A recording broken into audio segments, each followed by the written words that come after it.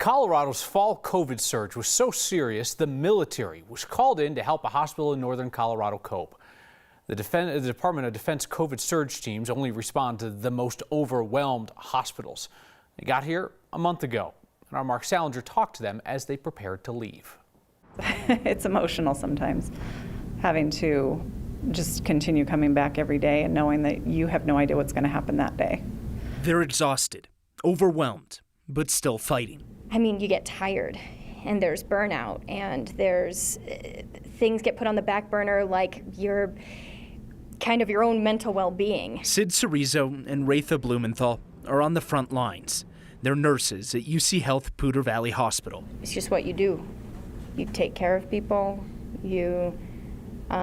regardless of how stressful it might be, of how busy it might get. Nearly 2 years into a pandemic, the hospital in Fort Collins needed help.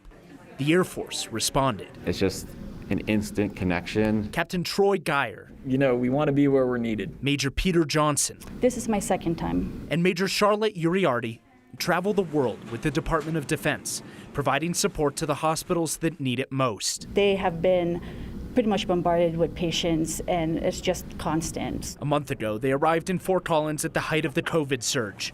Now that things have improved at the hospital, they're leaving, wondering what town will need them next. This is one of those times in your career that you're always going to look back, what you were doing during the COVID pandemic. My family keeps me going. I feel like I'm doing something important to protect my family also. She hasn't seen them in a month. Tomorrow, she heads back home to Washington. My kids definitely, look at that calendar every day and ask me when I'm going to be home. They came to take the pressure off. You can actually notice that the nurses on the floor are smiling more and laughing more, and you would not see that a month ago. No joke, you would not see that a month ago. Now they're leaving, hoping they don't need to return. I mean, I hope if we do need them, we can ask them to come back. I hope it's that easy. I don't know. The Department of Defense team members will head out over this next couple days. They're ready to be deployed again wherever they're needed, though they're not sure if or when that'll happen.